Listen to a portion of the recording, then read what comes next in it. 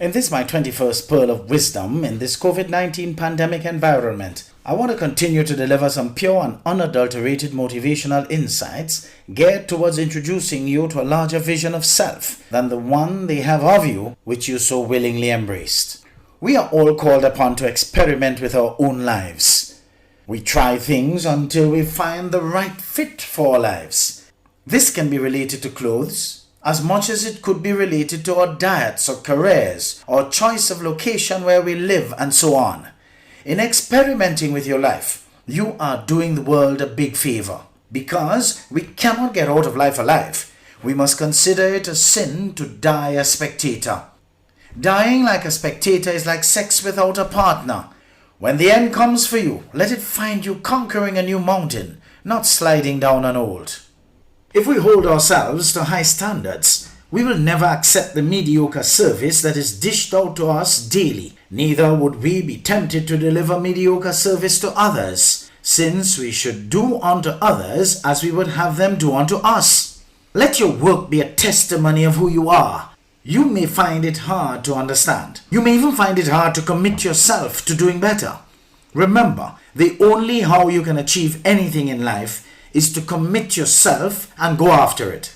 It entails a lot of hard work. In order to do something that you've never done, you have to become someone you've never been. Don't forget to ask for help in the process. And it is not because you're weak, but rather because you want to remain strong. Ask for help and don't stop until you get it.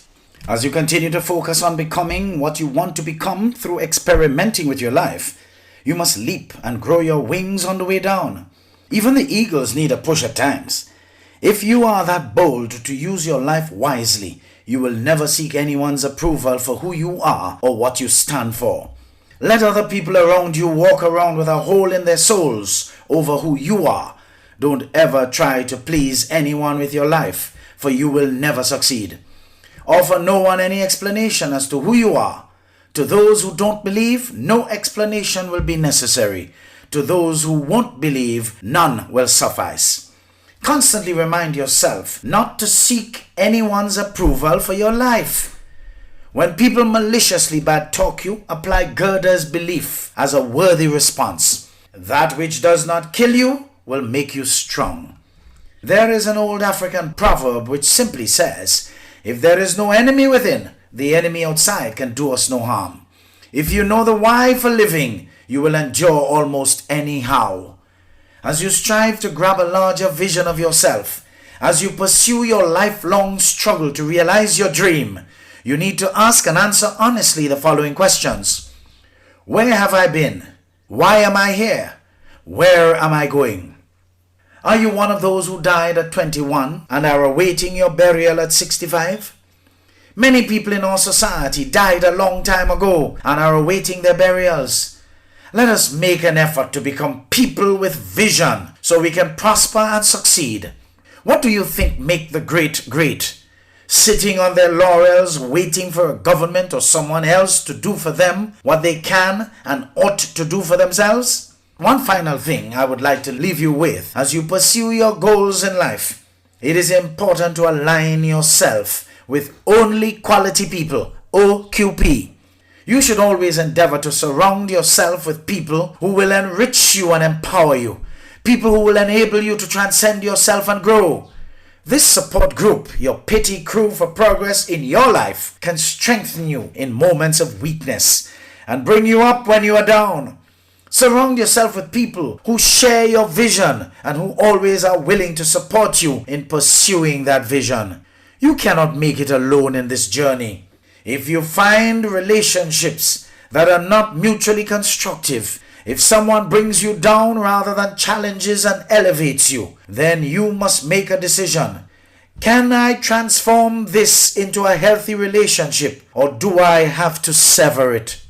That does not mean, of course, that all the people around you should be yes men.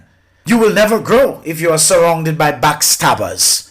Although I hate being criticized by friends, I do have some trusted critics. These are the people who tell me the things I need to hear. I trust their judgment. I trust their vision of me. They challenge me and make me stretch mentally and intellectually, personally and spiritually. I get feedback from them that I would not get anywhere else. And even though it doesn't always feel good to hear their criticisms and challenges, I know they care about me and about my growth. So guess what? I listen to them. Be the same. You are not joined at the hip with your friends at birth. Be prepared to acknowledge when a relationship has soured and to go your separate ways. It does not have to be an angry parting. Just say, look here, we are growing in different directions. Our values have changed. Our goals and objectives are different now.